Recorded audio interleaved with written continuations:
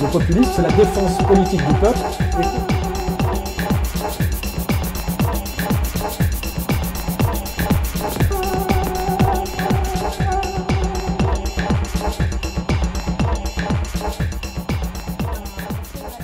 Le philosophe disait qu'il y a une révolte des masses, et maintenant c'est plutôt les révoltes des élites qui a été décrite par Christopher Lasch. Est-ce que vous croyez que le monde politique a entré dans un nouvel paradigme? Déjà, ça tombe bien, j'ai lu les deux. J'ai lu Ortega y Gasset, La révolte des masses, donc on va dire penseur espagnol de droite, hein, qui critiquait en fait la démocratie, et à travers la démocratie, effectivement, la domination de l'opinion majoritaire. Et puis Lasch, très subtil, sociologue américain des années 60, qui parlait en fait de la trahison déjà de la gauche, hein, qui est traduit en France d'ailleurs par Michéa, je crois. Hein. Effectivement, là, on arrive au bout, en France déjà spécifiquement, de la fin de ce qu'on appelle le bipartisme gauche-droite, avec cette espèce d'alternance systématique gauche, qui se rattachait à une tradition d'alternance de gestion de type marxiste, faut pas oublier, hein, Parti socialiste, Parti communiste, programme commun. Et en fait, le Parti socialiste est sorti totalement de la gauche de gestion et de ce qui restait de marxisme pour rejoindre totalement le libéralisme économique. Ça a été mis en place à partir de ce qu'on appelle la deuxième gauche au niveau du gouvernement dès 1983. Hein. Et parallèlement, la droite, qui traditionnellement était, on va dire, une droite d'inspiration réactionnaire maurassienne, on va dire, même jusqu'à même De Gaulle, a compris qu'elle allait pouvoir se survivre à elle-même à travers la pensée libertaire, hein, c'est-à-dire mai 68. Donc en fait, on a eu une fusion progressive d'une droite d'affaires alliée à la gauche libertaire, et finalement d'une gauche de plus en plus libertaire pour ne plus être marxiste, et qui avait rallié de plus en plus l'économie de marché. Ce qui veut bien dire à un moment donné que c'est en fait la fusion et la réconciliation et, je veux dire, l'unification de ce qu'on appelait la pensée Libé et la pensée du Figaro pour la France. C'est-à-dire en fait, ça s'appelle la pensée unique. Hein. Et aujourd'hui, on a donc cette pensée unique qui est voulue par les élites financières et aidée, je dirais, par la décadence sociétale, et résiste à comment dirais-je, à cette idéologie, à ce pouvoir, parce que c'est ce qu'on appelle, négativement, on appelait ceux qui n'arrivaient pas à fonctionner dans ce système, on appelait ça les exclus de la croissance, le monde des sans-dents, hein, voilà. On a en fait ce monde des exclus de la croissance et des sans-dents qui résistent, parce qu'en fait, la mondialisation, parce qu'on parle de ça, ne lui apporte rien, résiste, se rend compte qu'il n'a plus de représentants politiques dans les partis traditionnels majoritaires, se rend compte que la mondialisation ne lui apporte que des déboires. Comme les médias font l'apologie systématique de la mondialisation, se mettent à ne plus croire dans les médias, donc à comprendre que les politiques disent tous la même chose. Et finalement, cette rébellion, on va dire, de la base, c'est-à-dire en fait du prolétariat et des classes moyennes, hein, parce que c'est en fait du peuple du travail, hein, c'est ça que ça veut dire, se voit finalement rallie le parti qui a eu l'intelligence de venir à sa rencontre, c'est-à-dire le virage antilibéral du Front National, à partir du moment où moi-même, d'ailleurs, je me suis un peu présenté pour expliquer à Le Pen qu'il fallait sortir du paradigme libéral et comprendre qu'il n'y avait pas d'état-force encore de fonctionnaires, etc., etc., ce que Marine a parfaitement repris. Et aujourd'hui, finalement, on a un peuple en colère on va dire la société libérale libertaire appelle populiste, hein, et qui, derrière le Front National, qui est sur une ligne anti-libertaire et antilibérale, va tranquillement et sûrement, je dirais, au pouvoir si le système respecte la démocratie et le fonctionnement libre de la démocratie. Ce qui semble ne pas être tout à fait le cas en ce moment avec tout ce qui se passe à l'intérieur de la pré-campagne, de la campagne française qui précède le premier tour. Aujourd'hui, nous voyons que certains philosophes disent qu'aujourd'hui, il y a le clivage, pas entre gauche-droite, mais le clivage entre populistes et antipopulistes. Est-ce que c'est un bon terme pour déterminer front? Et aussi, certains philosophes, comme Alain de Benoît, a dit que Mélenchon représente aussi un sort de populiste de gauche, si on peut le dire. Moi, je crois que après avoir décrié le populisme, en faisant toujours référence aux années 30, hein, parce que c'est toujours derrière le populisme qui est la colère légitime du peuple, amène au fascisme, au nazisme, et on sait après derrière, il y a Auschwitz et la chambre à gaz. Hein. C'est à peu près la seule chose qui reste au système pour lutter contre le populisme. Dire vos colères à la limite sont légitimes, on s'en occupe, et si vous ne nous laissez pas nous en occuper, vous aurez les camps de concentration. C'est à peu près ça. Alors, les gens qui ne sont pas sur cette ligne-là, effectivement, c'est le Front National. Et de l'autre côté, effectivement, on a l'illusion un peu que Mélenchon animerait une sorte de Front National de gauche. Mais moi, je ne partage pas ces analyses de Benoît, parce qu'en fait, si on regarde qui y a derrière Mélenchon, qui est un bon dialecticien et un bon politicien, derrière lui, on a les profs, on a la mouvance antiraciste, et on a en fait des gens qui ne viennent pas du monde du travail, du monde de l'entreprise. Donc on a plutôt l'impression que le système, pour essayer de freiner l'hémorragie du vote ouvrier vers le Front National, essaie de maintenir en vie, je dirais presque artificiellement, un parti qui a encore une apparence de parti de gauche ouvriériste, puisque la gauche a cessé d'être ouvriériste, qui s'appelle effectivement le parti de Mélenchon. Mais je crois que Mélenchon, de ce point de vue-là, est un leurre. Et puis surtout, si lui peut avoir un discours de type un peu populiste, derrière, les gens qui sont derrière lui, je l'ai vérifié, sont absolument pas sur cette ligne-là. Ils sont toujours sur la ligne antifasciste, antiraciste en réalité. Donc en fait, la collaboration de Marine et Mélenchon est impossible. Je crois que c'est impossible. Je crois que Mélenchon est là pour, en dernière instance, faire barrière soi-disant au fascisme. Et quand il essaye d'ailleurs de parler sérieusement de politique, tout de suite il retombe dans les vieilles catégories antifascisme, antiracisme, c'est-à-dire antifascisme sans fascisme, antiracisme sans race. À chaque fois, il retombe là-dedans parce qu'en réalité, si réellement il allait au bout de sa logique en politique économique et en géopolitique, à la limite, il rejoindrait le Front National d'une certaine manière.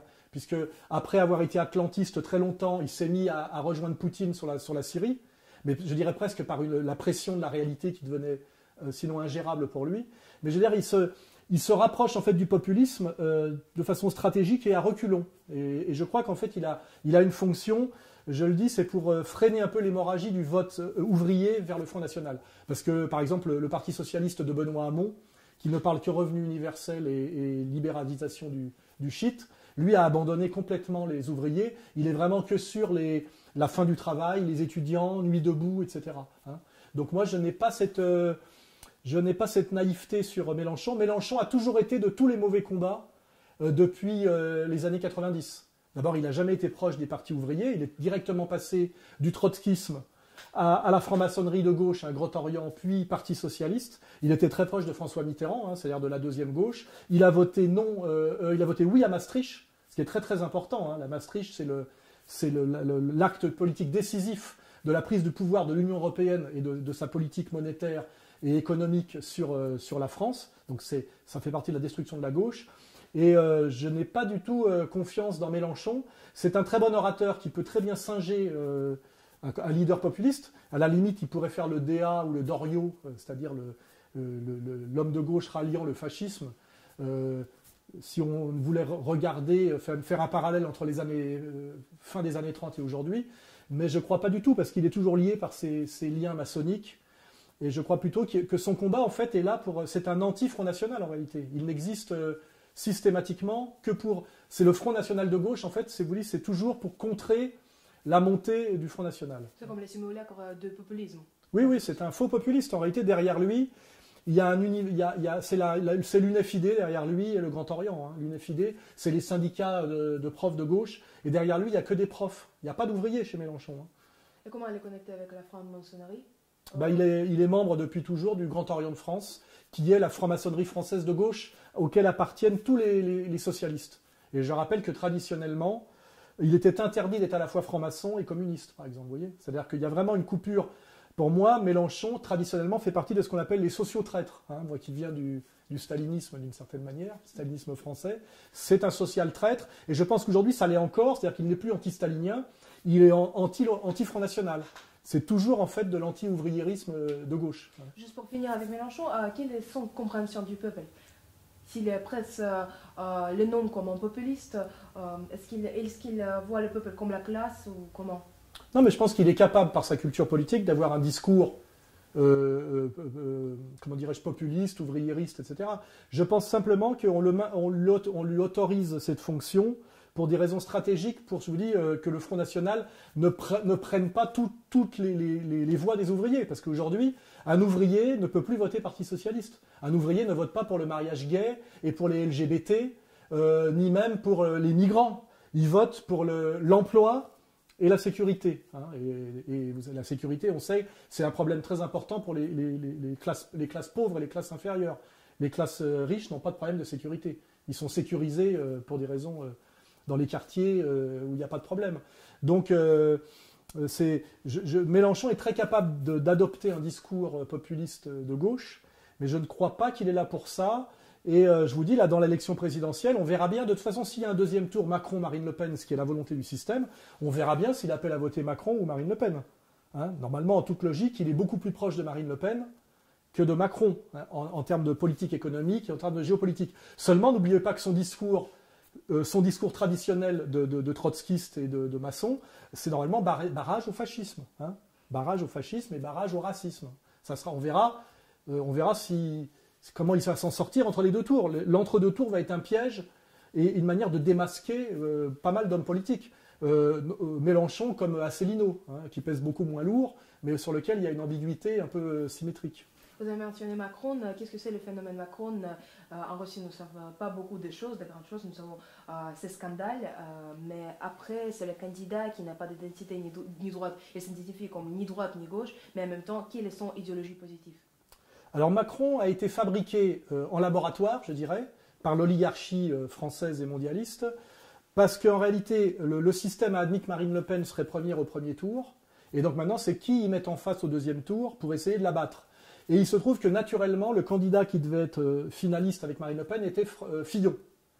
Mais il se trouve que Fillon, dans un contexte effectivement où le mondialisme est en train de perdre des places et la multipolarité est en train de gagner des places avec notamment la victoire de Trump, hein, ces mondialistes qui veulent absolument pas perdre la position française reprochent à Fillon, bien qu'il soit sur une économie libérale de type thatchérienne, d'être trop proche de Poutine et de vouloir, comment dirais-je, ce qui est tout un symbole être proche de Poutine, c'est-à-dire de vouloir, pour des raisons de sécurité notamment et sur la question de l'islam, accepter le maintien de Bachar el-Assad en Syrie, se rapprocher effectivement de Poutine, et surtout il a derrière lui les réseaux de la bourgeoisie catholique, les réseaux de la Manif pour tous. Donc le système trouve que dans une période où il faut absolument que la France fasse contrepoids au niveau impérial à une dérive, on va dire, de type néo-national et néo-populiste qu'on constate par l'alliance virtuelle mais d'avenir Trump-Poutine, le système veut absolument quelqu'un de plus libéral, plus mondialiste que Fillon. Donc ils se sont dit, on va tenter un coup de poker, on va mettre face à Marine Le Pen, non pas Fillon, donc ils ont monté tous les pseudo-scandales contre Fillon pour l'affaiblir. Ils voulaient d'ailleurs le chasser, mais il n'a pas voulu se retirer, mais ils l'affaiblissent jour après jour, et ils veulent Macron. Et Macron, c'est un personnage de synthèse qui vient de la banque Rothschild, qui a été fabriqué à partir de rien, c'est une baudruche, mais qui est exactement l'inverse de Marine Le Pen. C'est-à-dire que Marine Le Pen est une candidate et de droite et de gauche, c'est-à-dire de la gauche sociale et de la droite des valeurs, et ils veulent mettre en face d'elle pour la battre un candidat qui soit et de gauche et de droite aussi, parce que d'ailleurs il dit qu'il prendra des ministres de gauche, de droite et du centre, mais lui c'est l'inverse, c'est la gauche, on va dire sociétale, la gauche bobo, la gauche gay, et la droite financière mondialiste. Donc en fait, le système se dit, on ne peut pas empêcher Marine Le Pen d'être au deuxième tour, par contre on a encore les moyens de la faire battre avec le battage médiatique, la peur sur le fascisme et le racisme, et surtout faire chanter les autres candidats qui devront appeler à voter au deuxième tour en leur disant « Si vous n'avez appelé pas à voter Macron et à battre Marine, c'est que vous voulez le retour d'Auschwitz et de la chambre à gaz. » Je vous garantis que le deuxième tour de la campagne se fera sur l'antisémitisme beaucoup. Hein. Marine Le Pen égale Hitler, vous voyez, ils joueront de ça. Et là, ils feront chanter les hommes politiques. On voit déjà que Robert Hue, qui est l'ancien patron du Parti communiste, s'est rallié à Macron.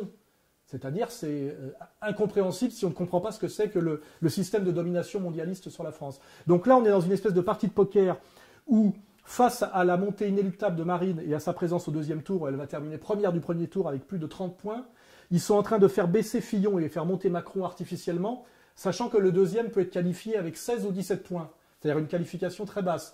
Donc ils sont en train mécaniquement d'affaiblir Fillon pour faire monter Macron, pour que Macron soit au deuxième tour face à Marine. Et comme au deuxième tour, toutes les cartes sont redistribuées, là, il y aura un chantage massif sur les hommes politiques pour qu'ils appellent à voter, à faire barrage au fascisme et au racisme. Et c'est là, je vous dis, on verra ce que Mélenchon raconte à ce moment-là, ou Asselineau. Et de l'autre côté, Macron essaiera de faire l'union sacrée de tous les libéraux, de tous les libéraux libertaires, hein, c'est-à-dire de la gauche sociétale. Donc il ira chercher même les fumeurs de shit et et la clientèle d'amont. Et dans l'esprit du système mondialiste, dans l'esprit de domination, ça sera suffisant pour battre Marine, parce qu'ils pensent qu'ils ont en fait encore suffisamment d'influence sur le peuple par les médias et de gros moyens de chantage sur les hommes politiques qui, si jamais ils appellent à voter Marine, pour eux, ça sera une déclaration de guerre à mort par le système. Regardez qu'aujourd'hui, même Trump se fait emmerder dans son propre pays par le FBI et la justice. Hein. Donc, il y aura un énorme chantage entre les deux tours, vous verrez, pour faire passer Macron à toute force. Et Macron, c'est effectivement l'anti-marine absolu, c'est l'anti-populiste absolu.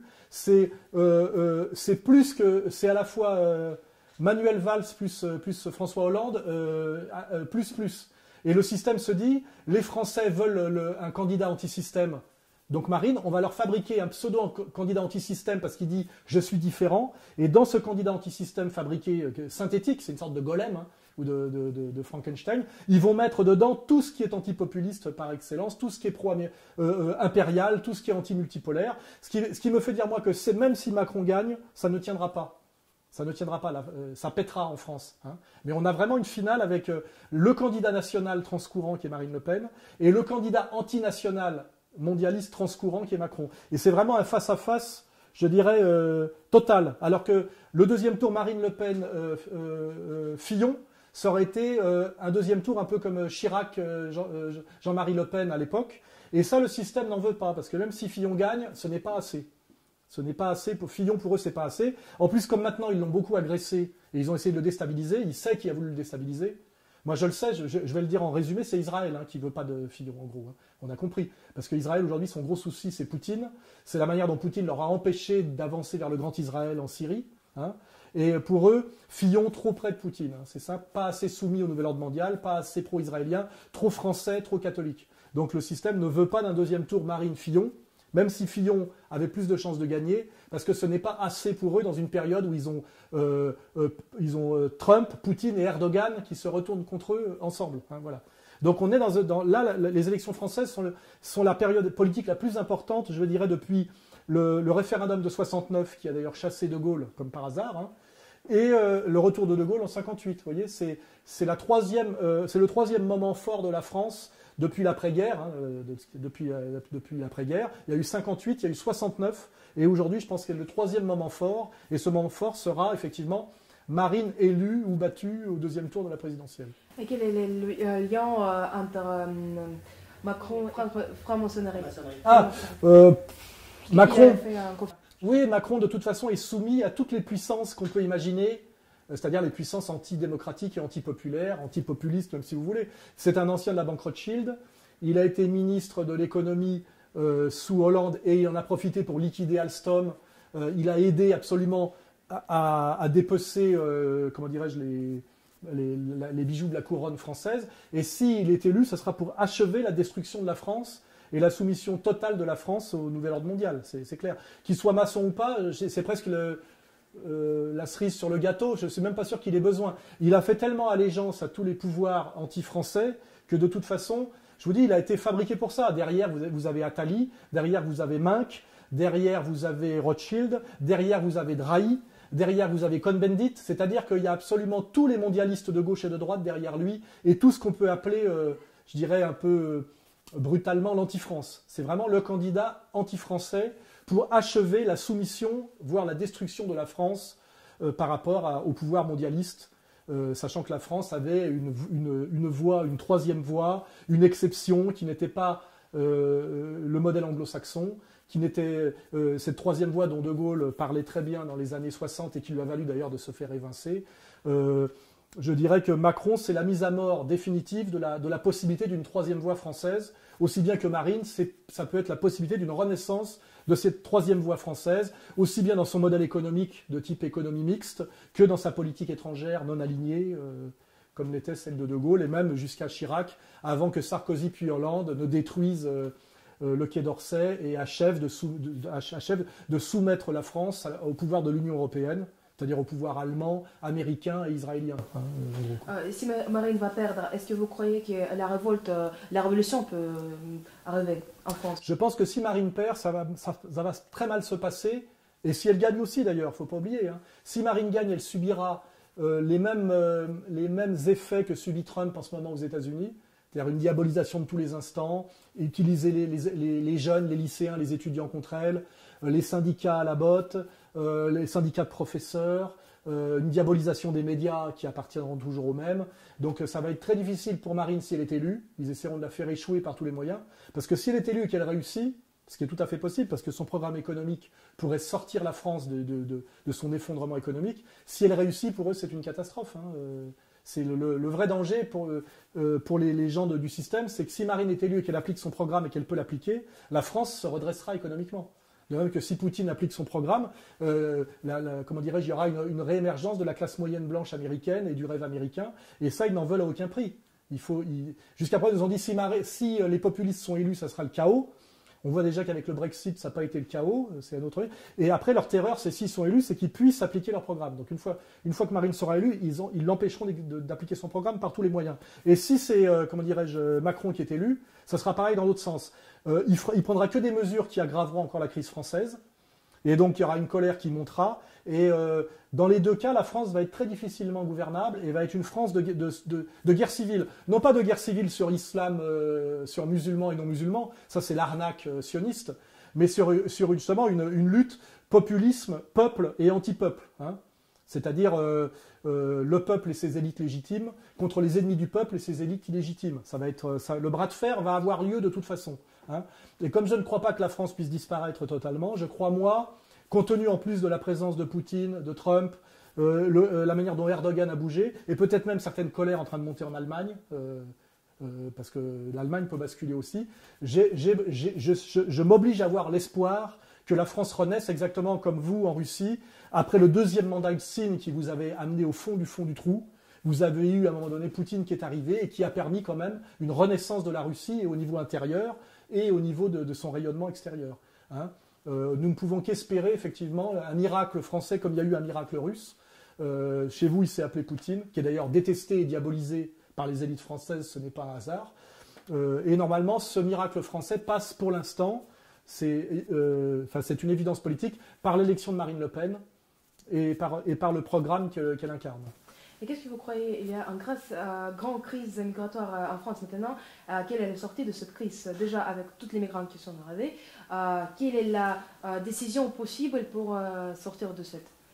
C'est toujours pareil, c'est la reprise du contrôle de la France par elle-même. C'est-à-dire que le problème des migrants, c'est que la France n'a pas le droit de gérer ses frontières. Elle a perdu en fait tous les pouvoirs régaliens d'un État. Hein. Elle n'a pas le contrôle de sa monnaie et pas le contrôle de ses frontières. Qui sont quand même les deux fondamentaux qui s'appellent le pouvoir. Quand vous contrôlez ni votre monnaie, ni vos frontières, vous n'avez pas le pouvoir. Donc en fait, le problème, c'est que la France, à travers un élu à la présidence légitime, et qui effectivement se bat pour la France et pas pour des puissances étrangères cosmopolites et mondialistes, effectivement, permettent au gouvernement français de décider des flux migratoires français en fonction de sa réalité et de ses besoins. Donc le problème des migrants et de l'immigration, de toute façon c'est comme ça depuis le regroupement familial en France, hein, qui a été une décision qui n'a pu être possible que parce que De Gaulle avait été chassé du pouvoir, et qui a été faite par la droite, hein, elle a été faite par Giscard et Chirac. Hein. Si le contrôle de l'État est repris par des patriotes français, le problème de l'immigration sera géré en douceur, virilement et sérieusement, politiquement, c'est tout. C'est pas une fatalité. On est dans la politique là-dedans. C'est que le pouvoir actuel fait tout pour achever. Comme le peuple est en colère, la stratégie, c'est pour que le peuple ne puisse plus, comment dirais-je, se rebeller contre ces élites illégitimes. Il faut détruire le peuple en réalité. On est dans un travail systématique de destruction du peuple de France par l'immigration, par le métissage, et même au-delà de l'immigration et du métissage, dans sa forme, on va dire, traditionnelle des années 70, depuis les années 70-80 avec le regroupement familial, et l'interdiction de la préférence nationale, là on est dans une stratégie migratoire de chaos, qui justifie presque l'abolition de la démocratie et d'un État, et la mise en place d'un État d'exception permanent à cause de chaos et de violence. Hein. C'est-à-dire que le pouvoir mondialiste sur la France est prêt à aller très très loin dans la violence, le chaos et la destruction pour ne pas perdre son pouvoir sur la France, qui est une pièce clé dans l'échiquier mondial. Voilà, c'est pas le roi et la reine, mais c'est le fou, la tour ou le cheval. Hein, vous voyez. Et là, on est dans cet enjeu fondamentale. La France va-t-elle échapper à son tour au maître du nouvel ordre mondial, ou va-t-elle devenir, on va dire, la base de repli des maîtres mondialistes? Et si ça devient la base de repli des maîtres mondialistes, le peuple de France va terriblement souffrir, et moi encore plus. Et si on parle des francs-maçons, on revient sur les francs-maçons, comment ils voient les crises migratoires, pourquoi ils l'apprécient positivement? L'idéologie franc-maçonne, alors il y a surtout la franc-maçonnerie française, qui est beaucoup le Grand Orient, est une idéologie universaliste, et qui, au nom de la paix, de l'amour et de très jolies valeurs, hein, on peut dire liberté, égalité, fraternité étendue au-delà du cadre national, parce qu'au départ, au moment de la Révolution française, c'est liberté, égalité, fraternité pour les citoyens français, avec un marqueur national très fort. Hein. Rappelez-vous, les chants révolutionnaires, Valmy, et la façon dont les révolutionnaires en ont appelé à la solidarité nationale, à l'identité nationale, exactement comme la Grande Guerre patriotique russe a permis de passer du bolchevisme internationaliste et apatride à un néo-nationalisme russe, parce que pour que les Russes aillent mourir face aux tanks allemands, il fallait à un moment donné remettre un peu de nationalisme. Le virage nationaliste, même de l'URSS, c'est la Grande Guerre patriotique. C'est le virage accepté ou voulu par Staline, qu'il était obligé, pour que le peuple russe aille se battre contre les Allemands. Voyez, et là, pour revenir à la franc-maçonnerie, l'idéologie maçonnique est une idéologie mondialiste, antinationale, et comment dirais-je, de destruction des frontières. Parce qu'il ne faut pas oublier que le but ultime de la franc-maçonnerie, c'est la reconstruction du troisième temple, la reconstruction du temple de Salomon. Donc finalement, ces buts sont identiques au but de l'Israël éternel. Hein. Il ne faut pas oublier. Et l'Israël éternel, son but, c'est le projet biblique, c'est que la nation juive, seule nation autorisée, celle du peuple élu, règne sur un monde pacifié par la destruction et la soumission des nations. Hein. C'est le même projet. On se rend compte, quand on va au bout du bout, que le projet maçonnique est exactement le même que le projet biblique. Hein. Oui, c'est-à-dire qu'il y ait finalement une élite qui règne sur un monde pacifié par la destruction des nations. Et cette élite, effectivement, d'un seul coup, on découvre que les grands maçons, quand on monte la hiérarchie maçonnique, que ce soit dans la maçonnerie, on va dire, régulière, on arrive au Bnei Brit, et quand c'est la maçonnerie typiquement française irrégulière du Grand Orient, on arrive à toutes les élites juives françaises. Hein. Voilà, donc le projet maçonnique, c'est le même projet que le projet juif millénariste, eschatologique, biblique, qui est quand même la domination du peuple élu et de lui seul sur un monde pacifié, parce que, comment dirais-je, atomisé et réduit à une espèce de fraternité, de dilote, sans passé, et sans profondeur historique, sans appartenance, et avec même une religion qui s'appelle le noachisme, c'est-à-dire une religion, un monothéisme pour esclaves qui leur serait réservé. Tout ça est accessible, hein, il suffit de lire, et puis il suffit d'entendre, de bien entendre pourquoi nos élites politiques parlent de métissage obligatoire, veulent favoriser les migrants dans une période de crise, de chômage et déjà de violence, notamment même en Allemagne, hein, les gens ne comprennent pas. Et les gens ne comprennent pas parce qu'effectivement, pour comprendre, il faudrait qu'ils admettent que les gens comme moi disent la vérité. Et cette vérité, évidemment, est éminemment subversive parce qu'elle dit le contraire de ce que nous disent nos élites politiques et médiatiques depuis des années, voire même des siècles. Hein, parce que toute cette histoire a commencé avec la Révolution française et ça s'est encore durci avec la Société des Nations, n'oublions pas. Et ça a encore passé un cap avec l'ONU à partir de l'après-guerre. Hein, et déjà, Nuremberg, tout ça est déjà dans le procès de Nuremberg. La nation, une nation fière d'elle-même et qui veut s'appartenir et avoir le contrôle d'elle-même, amène à Auschwitz et à la chambre à gaz. Et donc vous devez choisir entre la paix universelle conduite par des élites qui ont la sagesse nécessaire, hein, ou alors sinon ça sera à nouveau le chaos nazi. Et vous verrez que cette grossièreté d'analyse politique, c'est ce qui va nous être servi si Marine est au deuxième tour face à Macron, en permanence dans les médias, vous verrez. Est-ce que vous croyez que le globalisme maintenant affaibli avec l'élection du Trump, où il reste encore puissant, ou soit cet phénomène comme Macron, c'est l'agonie du libéralisme? C'est à la fois les deux. On voit qu'il y a un sursaut national et populaire qui a même eu lieu dans le plus grand État mondialiste du monde, puisque en fait on ne se rend pas compte que l'élite mondialiste n'est pas spécialement américaine comme elle a été spécialement anglaise. C'est un coucou, c'est une élite qui se déplace d'un lieu à un autre en fonction de la nécessité. Et on voit que le très bon signe actuel, c'est effectivement le sursaut russe qui avait été normalement soumis et détruit par le nouvel ordre mondial, à l'époque de la fin de l'histoire, des années 80. Donc ça, c'était un premier marqueur. Et le deuxième marqueur, bien plus important, c'est que Trump est élu au cœur même de l'Empire, c'est-à-dire aux États-Unis, en disant « Moi, je représente l'Amérique, je ne représente pas le monde ». C'est un sursaut nationaliste, là où l'Empire trône, puisqu'il a trôné en Angleterre à une époque, et même là où il trônait avant, c'est-à-dire à la City.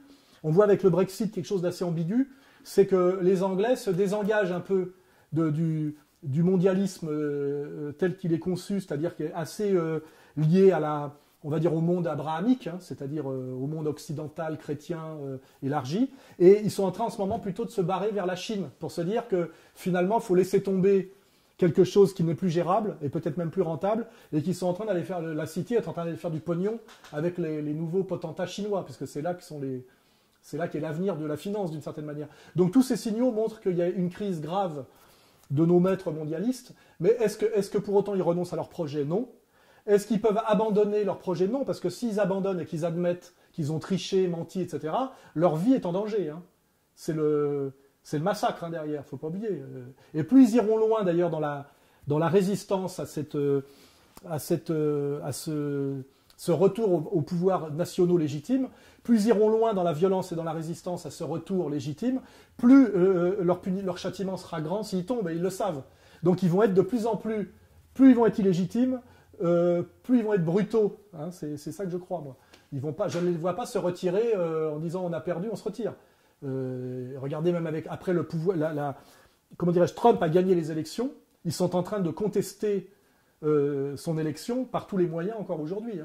Ils sont encore en train aujourd'hui de prétendre qu'il y aurait une collusion avec le pouvoir russe au niveau de son élection.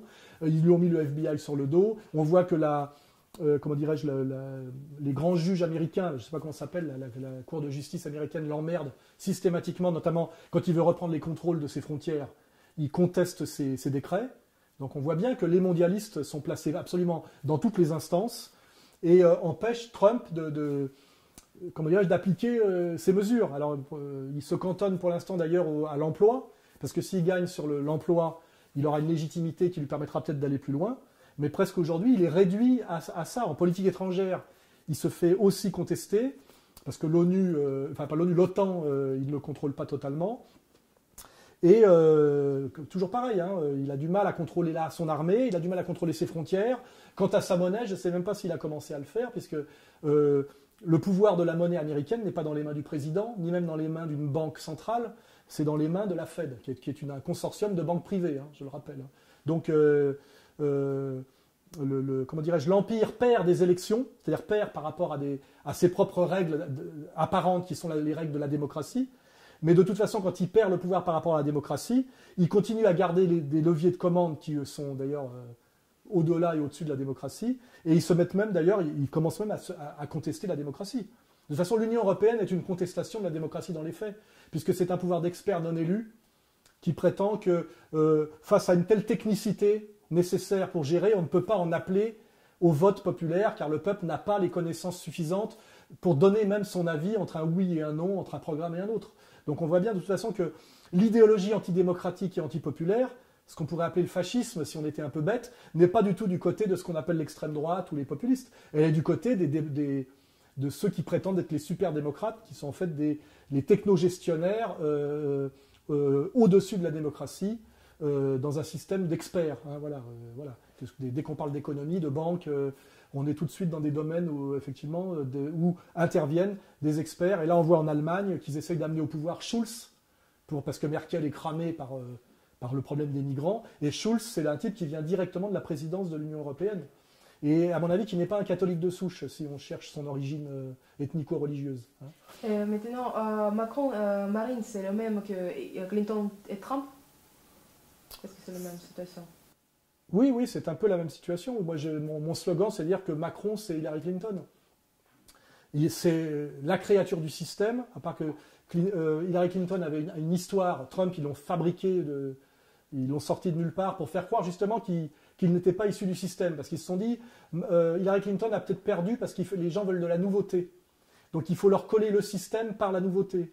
Donc effectivement, la réaction, c'est de se dire, si Hillary Clinton était sortie de nulle part, à la limite, s'ils avaient pris le candidat rival d'Hillary Clinton à la primaire à gauche, je ne sais plus comment il s'appelait. Ouais, Bernie Sanders, peut-être qu'ils auraient réussi à battre Trump par Bernie Sanders. Il aurait fallu que Bernie Sanders obéisse, ça c'est autre chose. Mais donc là, peut-être que Macron, c'est justement la réponse à la faute qu'ils ont fait avec Hillary Clinton. Les gens veulent de la nouveauté, veulent quelque chose de ce qu'ils appellent anti-système. Pour essayer de prolonger le système, il faut aller chercher quelqu'un qui n'a pas de lien historique avec le système. Or, Hillary Clinton, c'était la vieille putain du système, X fois recyclé, et les gens ont préféré un candidat qui était anti-système, au niveau médiatique comme au niveau politique, parce que Trump était totalement anti-système, c'est vrai. Donc je pense que Macron, effectivement, si on réfléchit, est la réponse de l'oligarchie mondialiste à l'erreur, pour ne pas répéter une deuxième fois l'erreur Clinton. Voilà. Donc c'est la même situation qu'aux États-Unis. Dans la sphère de médiation, regarde, nous voyons une grande propagande contre Marine Le Pen, et nous voyons aussi une petite sphère qui commence à se naître, qui était née il y a 5, 10 ans, la sphère de l'information. Est-ce qu'elle est forte? Je parle de réinformation d'égalité en constellation de TV Liberté, de plusieurs médias.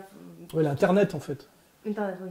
Oui, bah ça a été aussi le constat des élites une fois qu'elles ont été vaincues par Trump, elles s'y attendaient pas, de dire effectivement Trump a réussi à battre les médias mainstream qui sont entièrement sous contrôle par le recours aux médias alternatifs, c'est-à-dire les médias Internet. Et on voit d'ailleurs qu'il continue à faire des vidéos directement sur Internet plutôt que de recourir au traditionnel point presse, puisqu'il a face à lui que des ennemis qui lui manquent de respect. Et effectivement, là, moi, je suis effectivement bien placé. Aujourd'hui, Marine Le Pen dit ouvertement aux médias, en disant « vous n'êtes pas crédible ». Alors il dit « oui, mais vous appuyez sur Internet, il y a tout et n'importe quoi sur Internet ». Et Marine Le Pen, comme Philippot, disent aujourd'hui ce qu'ils n'avaient jamais dit avant. Il y a moins de conneries sur Internet que dans les médias officiels. Et on voit que Marine a compris avec Trump qu'il fallait arrêter la dédiabolisation d'une certaine manière. Hein. C'est-à-dire que les Français se foutent maintenant de la dédiabolisation, puisqu'ils ont compris que la diabolisation est faite par les médias dominants et qu'ils n'ont plus confiance dans les médias dominants. Et Trump aussi est un marqueur, comme Hillary Clinton était ne pas commettre l'erreur avec Macron. Marine Le Pen a compris par l'élection de Trump qu'elle pouvait renouer avec le politiquement incorrect, relativement, pas comme son père, hein, mais pas sur les mêmes sujets que le père, mais qu'elle pouvait renouer et que, enfin, Marine Le Pen, le peuple était en phase sur la critique des médias dominants. Alors, on voit en France que les médias appartiennent tous à quelques personnes. C'est soit le lobby militaro-industriel, soit le lobby, on va dire, finance et Israël. Hein. Donc c'est facile à démontrer. C'est pour ça que je vous dis que de plus en plus dans la campagne, vous verrez que même Marine Le Pen, malgré tout ce qu'elle a fait, se fera traiter d'antisémite.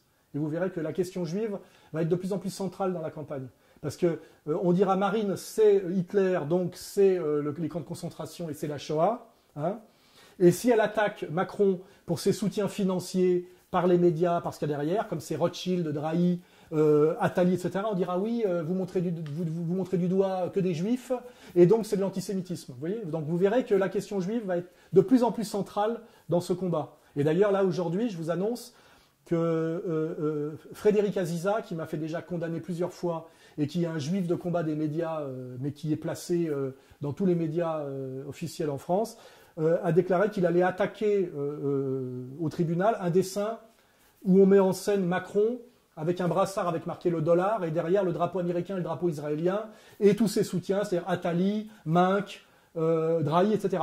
Il veut nous attaquer pour antisémitisme. C'est-à-dire qu'aujourd'hui, montrer la réalité de ce que c'est que le pouvoir qui s'oppose, on va dire, au pouvoir légitime du peuple, est systématiquement accusé d'antisémitisme, parce qu'effectivement, en montrant les puissances qui sont derrière, ces puissances antipopulaires et antinationales qui sont derrière, on arrive effectivement à une très grande concentration de juifs. Mais malheureusement, comment faire Comment faire pour ne pas dire et ne pas voir, hein? Est-ce que vous croyez que le populisme peut devenir une idéologie? Le populisme? Oui. Est-ce que c'est une idéologie? Bah, ça demande. En général, le populisme, c'est une idéologie négative. C'est dénoncé par les gens d'en face. Hein. Après, qu'est-ce que c'est que le populisme? C'est défendre le peuple. Alors après, qu'est-ce que c'est que le peuple? Moi, j'ai une définition. Le peuple, c'est l'ensemble des gens qui produisent. Hein, parce que moi, je suis finalement dans une définition assez, je dirais, marxiste, assez matérialiste. par rapport au rapport production-consommation. Je dis même que le peuple, c'est l'ensemble des gens qui assument le principe de réalité. C'est-à-dire que ce n'est pas des parasites, c'est ceux qui produisent et qui reproduisent. Hein. Donc c'est beaucoup lié au travail et au travail productif. Donc pour moi, quand on a dit ça, c'est les patrons de PME et de PMI, les ouvriers, la paysannerie, la classe des ingénieurs, et qui sont donc ceux qui ne sont pas le peuple, les parasites. Ça veut dire le capitalisme financier purement parasitaire en haut, et en bas les parasites du bas auxquels s'adresse Benoît Hamon, c'est-à-dire les délinquants, les improductifs, qu'ils soient issus de l'immigration ou pas d'ailleurs, mais il y en a beaucoup qui sont issus de l'immigration, c'est-à-dire ce que j'appelle la connivence des parasites, où on voit très bien d'ailleurs que les parasites du haut protègent les parasites du bas. Hein. On a bien vu quand François Hollande est allé au chevet de Théo, qui est un délinquant lié au trafic de drogue, et que le président de la République est allé le soutenir lui, plutôt que de soutenir les policiers qui tentent effectivement de gérer le trafic de drogue en banlieue. Vous voyez ? Donc effectivement, il faut définir ce que c'est que le populisme. Le populisme, c'est la défense politique du peuple.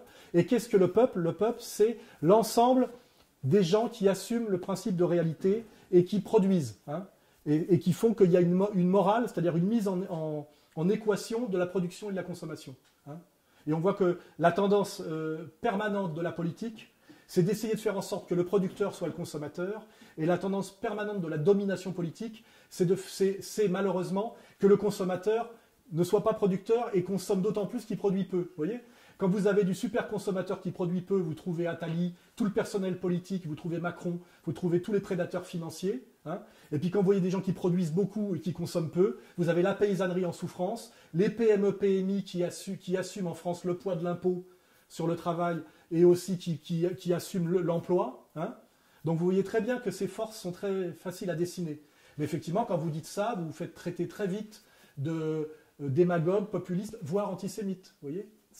À chaque fois, ça revient très vite. Mais ça, c'est les définitions les plus sérieuses du peuple. Hein. Alors évidemment, pour produire, il faut être enraciné. C'est très difficile de produire quand on est nomade. Hein. Donc peuple veut dire aussi peuple national, hein, veut dire sédentaire aussi. Hein. On voit bien que Macron s'adresse beaucoup à la diaspora des startups, vous voyez. Je pense qu'il fera un très gros vote chez la diaspora des yuppies qui font de l'argent à l'étranger, à Londres, etc. On voit très bien quelle est la clientèle de... C'est la même clientèle qui est très anti-Poutine hein, dans votre propre pays. Hein. Poutine est beaucoup plus apprécié par le petit peuple russe, le peuple du travail, et donc les patriotes, que par la haute bourgeoisie russe qui adore se servir de son passeport pour travailler à Londres, à Paris, à New York, etc. Je veux dire, c'est des constantes universelles. Hein. Et c'était déjà la même chose sous les rois de France. Hein. Savoir si on travaille pour le peuple et la nation ou pour l'étranger.